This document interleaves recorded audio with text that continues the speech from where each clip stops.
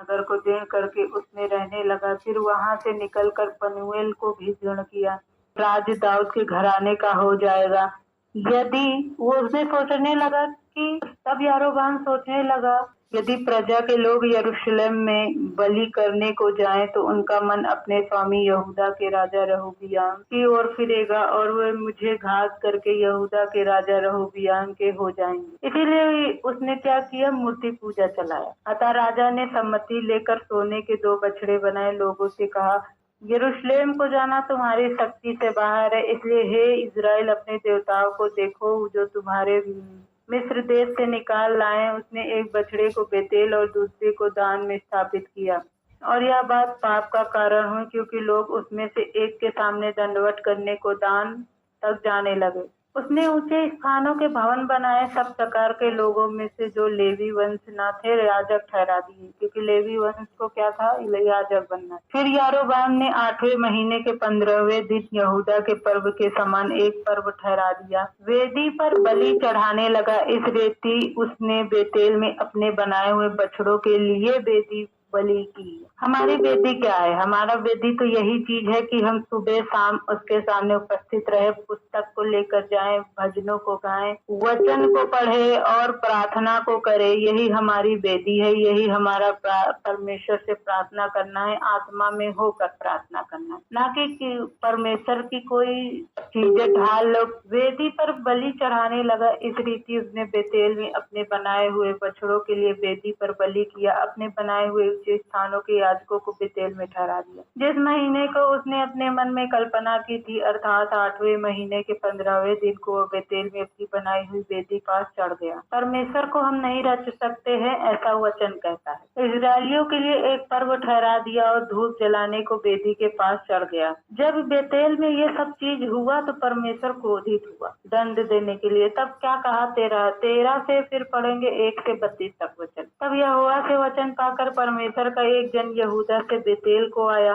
यारोबाम धूप जलाने के लिए वेदी के पास खड़ा था। उस जन ने यहोवा से वचन पाकर वेदी के विरुद्ध यो पुकारा, वेदी वेदी हे वेदी, यहोवा यो कहता है, सुन, दाऊद का उत्पन्न होगा। वह उन ऊंचे स्थानों के याजकों को जो तुझ पर धूप जलाते हैं तुझ पर बलि कर देगा। तुझ पर मनुष्यों को हड्डियां जलाई जाएगी। उसने उसी दिन यह कहकर उस बात का एक चिन्ह भी बताया। यह वचन जो यहोवा ने कहा, इसका चिन्ह यह है कि यह वेदी फट जाएगी, इस पर की राख गिर जाएगी। तब ऐसा हुआ, परमेश्वर के जन का यह वचन सुनकर जो उसने बेतेल के विरुद्ध पुकार कर कहा, यारोबाम ने वेदी के पास से हाथ बढ़ाकर कहा, उसको पकड़ लो।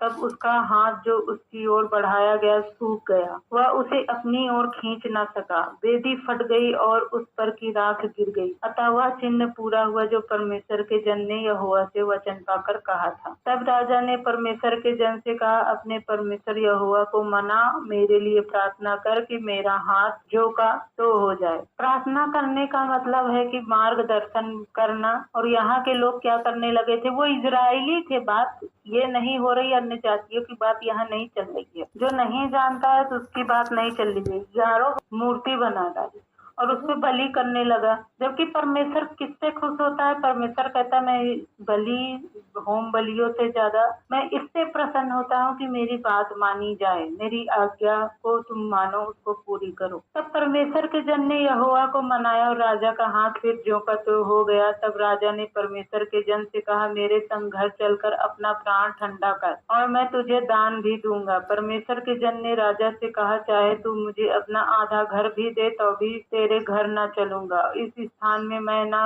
तो रोटी खाऊंगा न पानी पीऊंगा, क्योंकि यहोवा के वचन के द्वारा मुझे यो आज्ञा मिली है कि ना तो रोटी खाना न पानी पीना और न उस मार्ग से लौटना जिससे तू जाएगा। तो उस जन को परमेश्वर ने ये आज्ञा दी थी कि बेतेल के विषय में तू वचन बोल कि बेतेल जो है नष्ट होगा। तो परमेश्वर ने उसे आज्ञा दी थी कि उस नगर में जब जाना बेतेल में, ना तो वहाँ रोटी खाना ना पानी पीना, वहाँ से कुछ लेन देन ना रखना, बस वचन सुनाना, उसको बताना, चल देना। इसलिए वह उस मार्ग से जिससे बेतेल के गया था ना लौटकर दूसरे मार्ग से चला गया। बेतेल का बूढ़ा नबी, बेतेल में भी बूढ़ा नबी था। एक बेतेल में बूढ़ा नबी रहता था और उसके एक बेटे ने आकर उससे उन कामों का वर्णन किया जो परमेश्वर के जन ने उस दिन बेतेल में किए थे। जो बातें उसने राजा से कही थी उनको भी उसने अपने पिता से कह सुनाया। उसके बेटों ने तो यह देखा था कि परमेश्वर का वह जन जो यहूदा से आया था किस मार्ग से चला गया। अतः उनके पिता ने उनसे पूछा वह किस मार्ग से चला गया, और उसने अपने बेटों से कहा मेरे लिए गदहे पर काठी बांधो। तब उन्होंने गदहे पर काठी बांधी और वह उस पर चढ़ा। परमेश्वर के जन पीछे जाकर उसे एक बांज वृक्ष के नीचे बैठा हुआ पाया। उससे पूछा परमेश्वर का जो जन यहूदा से आया था क्या तू वही है? उसने कहा हाँ वही हूँ। उसने उससे कहा मेरे घर चलकर भोजन कर। उसने उससे कहा मैं ना तो तेरे संग लौट सकता न तेरे संग घर में जा सकता, ना मैं इस स्थान में तेरे संग रोटी खाऊंगा न पानी, क्योंकि यहोवा के वचन के द्वारा मुझे यह आज्ञा मिली है कि वहाँ न तो रोटी खाना न पानी पीना, जिस मार्ग से तू जाएगा उससे ना लौटना। उसने कहा जैसा तू नबी है वैसा ही मैं भी नबी हूँ। और मुझसे एक दूत ने यहोवा से वचन पाकर कहा उस पुरुष को अपने संग अपने घर लौटा ले आ कि वह रोटी खाए और पानी पिए। या उसने उससे झूठ कहा। वो जो बूढ़ा नबी था उसने झूठ कहा। उससे परमेश्वर के दूत ने कोई उससे बात नहीं की थी उस बूढ़े नबी से कि उस जन को तू लौटा ला। उसने उससे झूठ कहा क्योंकि वो बेतेल के विषय में वो भविष्यवाणी करने आया था बेतेल नष्ट हो जाएगा, क्योंकि बेतेल में परमेश्वर को त्याग कर अन्य देवताओं की उपासना होने लगी। उसके संग लौट गया, उसके घर में रोटी खाई पानी पिया। वो परमेश्वर के वचन के खिलाफ हो गया वो भी, क्योंकि उसने सोचा कि परमेश्वर ने शायद मनसा बदल ली होगी। पास सोचा जो दूसरे को लौटा ले आया था। उसने परमेश्वर के उस जन को जो यहूदा से आया था पुकार के कहा यहोवा यो कहता है इसलिए कि तूने यहोवा का वचन ना माना, जो आज्ञा तेरे परमेश्वर यहोवा ने तुझे दी थी उसे भी नहीं माना, परंतु जिस स्थान के विषय उसने तुझसे कहा था उसमें ना तो रोटी खाना ना पानी पीना, उसी में तूने लौट कर रोटी खाई और पानी भी पिया। इस कारण तुझे अपने पुरखाओं के कब्रिस्तान में मिट्टी नहीं दी जाएगी। जब वह खा पी चुका तब उसने परमेश्वर के उस जन के लिए जिसको वह लौटा ले आया था गदहे पर काठी बंधाई। जब वह मार्ग में चल रहा था तो एक सिंह उसे मिला, उसको मार डाला। एक शेर मिला, उसको मार डाला। उसका जो बॉडी थी मार्ग पर पड़ा रहा और गदहा उसके पास खड़ा रहा। शेर भी शव के पास खड़ा रहा। जो लोग उधर से चले आ रहे थे उन्होंने यह देख कर कि मार्ग पर एक शव पड़ा है, उसके पास सिंह खड़ा है। उस नगर में जाकर जहाँ वह बूढ़ा नबी रहता था यह समाचार सुनाया। यह सुनकर उस नबी ने जो उसको मार्ग पर से लौटा ले आया था कहा परमेश्वर का वही जन होगा जिसने यहोवा के वचन के विरुद्ध किया था। इसका यहोवा ने उसको शेर के पंजे में पड़ने दिया और यहोवा के उस वचन के अनुसार जो उसने उससे कहा था शेर ने उसे फाड़ कर मार डाला होगा। तब उसने अपने बेटों से कहा मेरे लिए गदहे पर काठी बांधो। जब उन्होंने काठी बांधी तब उसने जाकर उस जन का शव मार्ग पर पड़ा हुआ और गदहे और सिंह को दोनों को शव के पास खड़े पाया। यह भी कि शेर ने ना तो शव को खाया ना गदहे को फाड़ा। तब उस बूढ़े नबी ने परमेश्वर के जन का शव उठाकर गदहे पर लाद लिया और उसके लिए छाती पीटने लगा। उसे मिट्टी देने को अपने नगर में लौटा ले आया। उसने उसके शव को अपने कब्रिस्तान में रखा। लोग हाय मेरे भाई या कहकर छाती पीटने लगे। फिर उसे मिट्टी देकर उसने अपने बेटों से कहा जब मैं मर जाऊंगा तब मुझे इसी कब्रिस्तान में रखना जिसमें परमेश्वर का यह जन रखा गया। मेरी हड्डियां उसी की हड्डियों के पास रख देना, क्योंकि जो वचन उसने यहोवा से पाकर बेतेल की वेदी और सोमरोन के नगरों के सब ऊंचे स्थानों के भवनों के विरुद्ध पुकार के कहा वह निश्चय पूरा हो जाएगा। अब देखो परमेश्वर ने कहा एक जन को, जब एक देश एक नगर पाप में हो जाता है कौन परमेश्वर से बिछड़ के, एक जन चाहे जो हो, तो परमेश्वर ने एक जन को उठाया, कहा जाओ बेतेल में जाओ, कहो कि यहाँ जो है तुमने परमेश्वर के खिलाफ काम किया है इसीलिए मैं इस देश को उजाड़ दूंगा, तुम लोगों को नष्ट करूंगा। तो वहीं बेतेल का एक बूढ़ा नबी था, बड़ा चतुर था, उसने झूठ बोल दिया। कहा कि परमेश्वर ने आज्ञा दी थी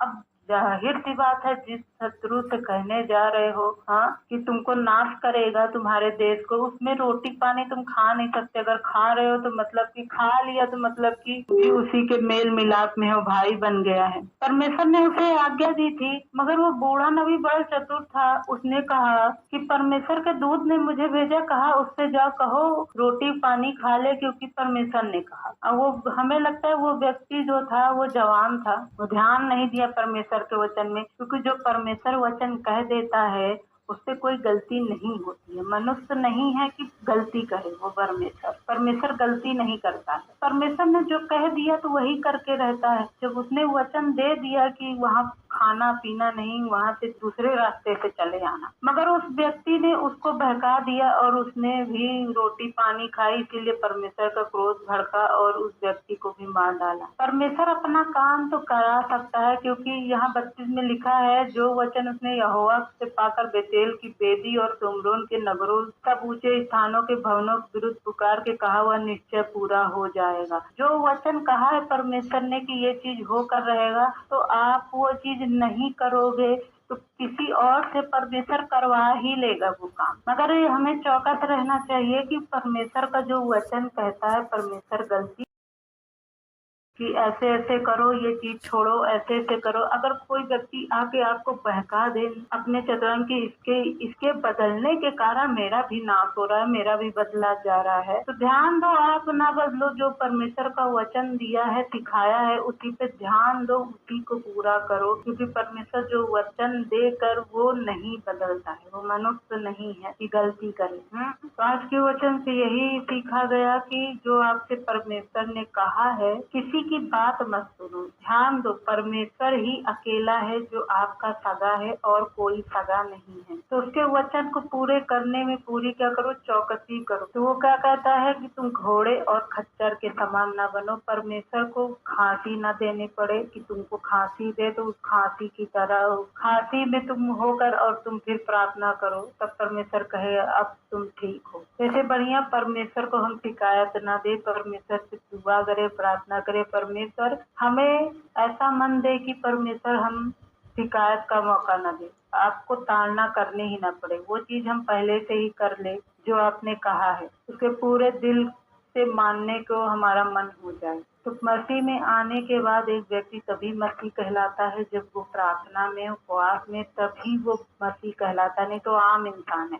2 दिन उसने दुआ नहीं की तो वो मान लो तुम्हारे जो भाई हैं जो मसीह में नहीं है, उन्हीं के समान है। तो आइए हम परमेश्वर से दुआ करें कि परमेश्वर हमें रोज प्रार्थना करने का मन दे। हालेलुया।